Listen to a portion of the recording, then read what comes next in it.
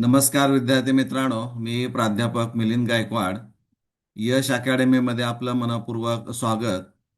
मित्रांनो, यापूर्वीच्या व्हिडिओमध्ये आपण कोटानिहाय राखीव जागाच्या अनुषंगानं विशेषतः इन हाऊस कोटाबद्दल सविस्तर माहिती दिलेली आहे आणि तो व्हिडिओ सध्या यूट्यूबवर उपलब्ध आहे आणि त्याला चांगला रिस्पॉन्स आहे. त्यामुळं आत्ताच्या व्हिडिओमध्ये आपण राहिलेले जे दोन कोटा राखीव जागा आहेत, एक व्यवस्थापन कोटा आणि दुसरं अल्पसंख्याक कोटा, याबद्दलच आपण सविस्तर चर्चा करणार आहोत. या चार्टवरनं बऱ्याचशा गोष्टी तुमच्या क्लिअर होतील असं मला वाटतंय. तर सुरुवातीला आपण व्यवस्थापन कोटा म्हणजे मॅनेजमेंट कोटा हा त्याचा अर्थ असणार आहे. मॅनेजमेंट म्हणजे काय असणार आहे? एखादी संस्था असते आणि त्या संस्थेचं एक कार्यकारी मंडळ असतं आणि त्या कार्यकारी मंडळातून काही व्यक्तीचा एक गट तयार केला जातो. तो त्या सगळ्या कॉलेजचं किंवा त्या कॉलेज अंतर्गत जेवढ्या स्कूल्स असतील, कॉलेजेस असतील, त्यांचं ते व्यवस्थापन पाहत असतात. म्हणजे ती कमिटी जी असणारी आहे त्याला मॅनेजमेंट कमिटी असं म्हटलं जातं आणि त्या मॅनेजमेंट कमिटीला काही राखीव जागा ठेवल्या आहेत, म्हणजे ते काही जागा भरू शकतात. तर त्यासाठी जी काही महाराष्ट्रामध्ये उच्च माध्यमिक विद्यालये असणारी आहेत, साधारणपणे 9,500च्या पुढं आज अखेरपर्यंत रजिस्ट्रेशन झालेलं आपल्याला पाहायला मिळतंय. तर त्या प्रत्येक उच्च माध्यमिक विद्यालयामध्ये व्यवस्थापन कोटा हा असतो म्हणजे असतोच आणि त्याची टक्केवारी जर आपण पाहिली तर 5% असणारी आहे. म्हणजे अल्पसंख्याक उच्च माध्यमिक विद्यालयामध्ये सुद्धा 5% व्यवस्थापन कोटा आहे आणि त्याचबरोबर बिगर बिगर अल्पसंख्याक उच्च माध्यमिक विद्यालयामध्ये सुद्धा 5%च राखीव कोटा असणारा आहे. पण शासकीय किंवा स्थानिक स्वराज्य संस्थांची जी काही उच्च माध्यमिक विद्यालये असणारी आहेत, शासकीय म्हणजे 100% गव्हर्नमेंटची असणारी आहेत आणि स्थानिक स्वराज्य संस्था म्हणजे याचा अर्थ एखाद्या महानगरपालिकेचा असेल, जिल्हा परिषदेचा असेल किंवा नगरपालिकेची सुद्धा काही उच्च माध्यमिक विद्यालये असतात आणि त्यांना स्थानिक स्वराज्य संस्थांची ती उच्च माध्यमिक विद्यालय असं आपण म्हणतो. तिथं मात्र हा व्यवस्थापन कोटा इज नॉट ॲप्लिकेबल, तो तिथं लागू नाही, हे आपण लक्षात घेणं गरजेचं आहे. म्हणजे व्यवस्थापन कोटा हा कोणताही विद्यार्थी कोणत्याही कॉलेजमध्ये जाऊन बरं का, तो तिथं अर्ज करू शकतो किंवा घरी बसून देखील त्याला वाटलं की या कॉलेजच्या व्यवस्थापन कोटामधून मला अर्ज करायचा आहे तर तो अप्लाय करू शकतो. पण शक्यतो त्या परिसरामधल्याच लोकांचे जे हितसंबंध असणारे आहेत तेच मॅनेजमेंट जपत असते आणि त्यामुळे अशाच विद्यार्थ्यांचे ॲप्लिकेशन फॉर्म हे व्यवस्थापन कोटामधून भरले जातात. ही अंदरकी बात आहे. पण तुम्ही ऑनलाईन प्रोसेस असल्यामुळं तुम्ही अप्लाय करू शकता, हे विसरायचं नाही. बरोबर आहे. आता यातला जो दुसरा भाग असणार आहे तो खूप महत्वाचा आहे. अल्पसंख्याक कोटा म्हणजे जी काही अल्पसंख्याक स्कूल्स असणारे आहेत आणि त्या स्कूलमधून 10वी उत्तीर्ण होणारे जे काही विद्यार्थी असणारे आहेत ते सुद्धा अल्पसंख्याक संस्था असणाऱ्या उच्च माध्यमिक विद्यालयामध्ये प्रवेश घेऊ इच्छित आहेत. अशांच्या बाबतीमध्ये असणार आहे. आता यामध्ये अल्पसंख्याकमध्ये दोन भाग पडतात. यातला पहिला जो असणार आहे तो धार्मिक, म्हणजे एक असणार आहे धार्मिक आणि दुसरा असणार आहे भाषिक. म्हणजे त्या धार्मिक कोण असणार आहेत? धार्मिक अल्पसंख्याक असणार आहेत ख्रिश्चन असेल, जैन, मुस्लिम, त्यानंतर शीख, बौद्ध आणि पारशी, अशा एकूण 6 धर्मांचा उल्लेख या माहिती पुस्तिकेमध्ये केलेला आपल्याला पाहायला मिळतो. हे धार्मिक अल्पसंख्याक झाले म्हणजे रिलिजियस. आणि यामध्येच एक दुसरा भाग असणार आहे तो म्हणजे लिंग्विस्टिक म्हणजे भाषिक अल्पसंख्याक. म्हणजे गुजराती असेल, मारवाडी असेल किंवा इतर ज्या असणार उर्दू असेल, कन्नड असेल, याही ठिकाणी आपल्याला अल्पसंख्याक कोटामार्फत काही रिझर्वेशन ठेवलेली आहेत. म्हणजे अल्पसंख्याकचे दोन भाग आहेत हे आपण लक्षात घ्या. धार्मिक अल्पसंख्याक या अंतर्गत अप्लाय करू शकतो किंवा भाषिक अल्पसंख्याक असेल तरी तो अप्लाय करू शकतो. यासाठी मात्र जी काही अल्पसंख्याक उच्च माध्यमिक विद्यालये असणारी आहेत अशाच ठिकाणी आपणाला फक्त आणि फक्त 50%, फक्त म्हणजे 50% आरक्षण इथं किंवा राखीव जागा ठेवलेल्या आहेत.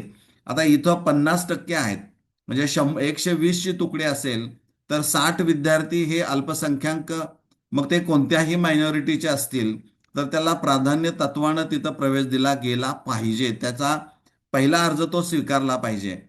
आणि राहिलेले जे काही 60 विद्यार्थी असणारे आहेत त्यांचं जे मेरिट असणार आहे, त्यांची जी भरती होणारी आहे ती फक्त आणि फक्त मेरिट बेस असणार आहे. There is no any other criteria treated as a open. कारण ते रिझर्वेशन ऑलरेडी 50% इथं झालेलं असल्यामुळं जनरल कॅटेगरी म्हणूनच त्यांना ट्रीट केलं जातं. त्यामुळं तिथं तुम्हाला प्रवेश मिळू शकतो, परंतु त्याला एक आणि एकच अट आहे, ते म्हणजे only and only merit marks. हे आपण इथं लक्षात ठेवणं गरजेचं आहे. परंतु बिगर अल्पसंख्याक उच्च माध्यमिक विद्यालय असणारे आहेत म्हणजे non minority higher secondary colleges जे आपण म्हणूया किंवा स्कूल्स म्हणूया, तिथं मात्र अल्पसंख्याक कोटा अजिबात असत नाही. कारण इकडंच ऑलरेडी ते 50% दिलेलं आहे. आणि शासकीय असतील किंवा स्थानिक स्वराज्य संस्थांची उच्च माध्यमिक विद्यालय तिथंही हा अल्पसंख्याक कोटा लागू नाही, हे आपण विसरायचं नाही. म्हणजे हा जो चार्ट असणार आहे या चार्टच्या आधारे जर आपण पाहिलं तर आपल्या लक्षामध्ये येईल की इथं याप्रमाणे हे डिस्ट्रीब्युशन कोटानी या राखीव जागांचं केलेलं आपल्याला पाहायला मिळतंय. आता सगळ्यात महत्वाचं एक तुम्हाला सांगतो की हे जे 3 कोटा राखीव जागाचे भाग आहेत, इन हाऊस असेल, व्यवस्थापन असेल, अल्पसंख्याक कोटा असेल, या विद्यार्थ्यांचा ऍप्लिकेशन फॉर्म पार्ट 1 म्हणजे रजिस्ट्रेशन जर केलेलं असणार आहे, ऍप्लिकेशन फॉर्म पार्ट 1 पूर्ण भरायचा आहे. त्यात बदल काय करायचा असेल तर पूर्ण तुम्ही बदल करून तो लॉक करायचा आहे. क्वालिफिकेशन डिटेल्स पण भरायचे आहेत. आणि त्यात कोटा चॉईसेस पार्ट 2 म्हणून जो असणारा आहे त्याला क्लिक केल्यानंतर तुम्ही कशाला apply for, in house quota आहे का, व्यवस्थापन कोटा आहे का, अल्पसंख्याक कोटा आहे, त्याला क्लिक करा आणि ती सगळी माहिती तुम्ही भरायची आहे. आणि सगळं भरल्यानंतर तो फॉर्म हा लॉक करायचा आहे.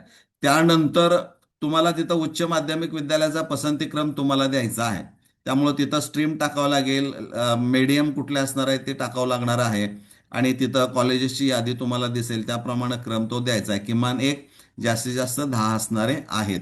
आता शक्यतो जे अल्पसंख्याक कॅटेगरीमधून भरणारे आहेत किंवा व्यवस्थापन कोटा असेल की इन हाऊस कोटामधून असेल तर या विद्यार्थ्यांनी त्या त्या कॉलेजमध्ये जाऊन थेट संपर्क साधून त्यांच्या मार्फत जर अर्ज भरला तर सगळ्यात बेस्ट असणार आहे. म्हणजे तुम्हाला कोणत्याही प्रकारची अडचण येणार नाही. पण उद्या 13 तारखेपर्यंतच तुम्हाला हे अर्ज option form 2, quota choices option form 2 तुम्हाला भरायचा आहे आणि तो लॉक पण करायचा आहे. 13 तारखेनंतर मग पुढची प्रोसेस चालू होईल आणि माझ्या माहितीप्रमाणे मग पुढच्या काही स्टेप्स आहेत. आणि प्रत्यक्ष ऍडमिशन जे असणार आहे ते 19 तारखेला काहीतरी असणार आहे. 19 तारखेला त्यांनी म्हटलेलं आहे की यादी ती जाहीर करणार आहेत.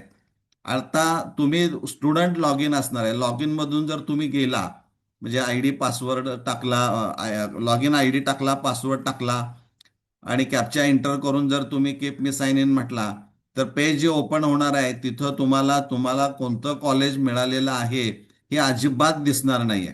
त्यामुळं तुम्ही जो प्राधान्यक्रम दिलेला आहे तो कागदावर लिहून काढा आणि 19 तारखेला त्या त्या कॉलेजमध्ये जाऊन समक्ष भेटा. किंवा तुम्हाला कॉलेज डायरेक्ट तुमच्या मोबाईलवर तुम्हाला कॉन्टॅक्ट करू शकतो. म्हणजे कॉलेज कॉन्टॅक्ट करेल आणि तुम्हाला इथं यामध्ये प्रवेश घ्यायचा आहे हे सांगितलं जाईल. वास्तविक पाहता डेप्युटी डायरेक्टरकडून आलेली विद्यार्थ्यांची यादी ही त्या त्या कोटा राखीव जागा ज्या असणाऱ्या आहेत त्यांची डिस्प्ले करणं, नोटीस बोर्ड लावणं हे बंधनकारक आहे. परंतु बऱ्याच ठिकाणी हे केलं जात नाही. त्यामुळे आपल्याला गरज आहे म्हणून आपण तिथपर्यंत पोहोचणं हे गरजेचं आहे. ते जे काही शेड्यूल दिलेलं असणार आहे त्याने त्या शेड्यूल्ड प्रमाणे आपण जाणं गरजेचं आहे. आता सगळ्यात महत्वाचं की राऊंड रेग्युलर कॅप राऊंड जो असणार आहे, नियमित कॅप फेरी एक जी सुरू होणारी आहे 21 पासून पुढं, त्याच्या अगोदर ही फेरी आपण पूर्ण करतोय ती 0 फेरी असणार आहे. आता इथं कोटा निहाय राखीव जागावर दावा करणारे किंवा त्यातून प्रवेश घेणाऱ्यासाठी आहे. पण असं आपण गृहीत धरूया की या विद्यार्थ्यांना प्रवेशच मिळालेला नाही. मग ह्याने पुढं काय प्रोसेसमध्ये भाग घ्यायचा की नाही, तर तो भाग घ्यायचा आहे. यांचं एक नशीब चांगलं आहे की ज्यावेळी कॅप राऊंड 1 प्रत्यक्ष चालू होईल ऍप्लिकेशन फॉर्म पार्ट 2 भरायला, त्यावेळेस हे विद्यार्थी देखील त्यामध्ये भाग घेऊ शकतात. यांना दोन्हीकडून ऍडमिशन प्रोसेससाठी तुम्ही प्रयत्न करू शकता. एक थ्रू कॅप, म्हणजे कॅप फॉर्म जो असणार आहे कॅप थ्रू ऍडमिशन तुम्ही भरू शकता. आणि दुसरं ऑप्शन जे असणार आहे म्हणजे कोटा चॉईसेस मार्फत पण तुम्ही अर्ज करू शकता. म्हणजे एक विद्यार्थी एकाच वेळेस दोन्ही ठिकाणी 2 वेगळ्या पद्धतीचे अर्ज करू शकतात. आणि गेल्या वर्षी असं शेवटपर्यंत, अगदी शेवटच्या फेरीपर्यंत यांना अर्ज करायला संधी दिलेली होती. यावर्षी काय होईल सांगता येत नाही. गेल्या वर्षी दिलेली होती, यावर्षीच आज आपण त्यावर काय भाष्य करू शकत नाही. परंतु जो इथं अप्लाय करतो या कोटा अंतर्गत किंवा ह्या 3 पैकी कुठल्या, त्या प्रत्येक वेळेस तो दोन्ही पद्धतीनं ट्राय करू शकतो आणि जिथं मिळेल तिथं तो प्रवेश घेऊ शकतो. त्यामुळं हे आपण लक्षात ठेवणं गरजेचं आहे. मला वाटतं हे तुम्हाला निश्चितच समजलेलं असणार आहे. इथं टिप दिलेली आहे, पण ह्या इन्स्ट्रक्शनवरनं सगळ्या गोष्टी तुमच्या लक्षामध्ये आलेल्या असणाऱ्या आहेत. इथं ऑनलाईनच अर्ज असणार आहे, इथं मेरिटनुसारच प्रवेश दिले जाणारे आहेत. ह्या 2 गोष्टी इथं महत्त्वाच्या असणाऱ्या आहेत. आणि प्रत्येक वेळेस प्रत्येक फेरीला तुम्हाला स्वतंत्र पुन्हा ऑप्शन फॉर्म 2 भरून तो लॉक करावा लागणाराच आहे. एकदा केला मी अर्ज वर का पुन्हा निवांत बसला, तुमचा विचार केला जाणार नाही. हे आपण लक्षात घेणं गरजेचं आहे. तर मला वाटतंय काही विद्यार्थी असतील, पालक असतील, यांच्या मनामध्ये या संदर्भामध्ये काही शंका होत्या की सर यावर काही तुम्ही व्हिडिओ काढू शकता का. परंतु थोडासा वेळ लागला काही घरगुती अडचणीमुळं. तरी देखील तुमच्यासाठी हा व्हिडिओ काढलेला आहे. तर ही माहिती मिळाल्यास यामध्ये काही शंका वाटत असेल तर थेट तुम्ही माझ्या मोबाईल नंबरवर कॉन्टॅक्ट करू शकता. कमेंट करण्यापेक्षा मोबाईल डायरेक्ट करा. थोडं इकडं तिकडं होईल, परंतु तुम्हाला रिस्पॉन्स निश्चित परत तो कॉल केला जाणार, याची मात्र मी निश्चित हमी देऊ शकतो. आपण इथं आता थांबूया. आपण चॅनल सबस्क्राईब केलं नसेल तर ते सबस्क्राईब करा आणि हा व्हिडिओ आवडला असेल तर लाईक करा आणि मित्रांच्यापर्यंत पोहोचवा. धन्यवाद.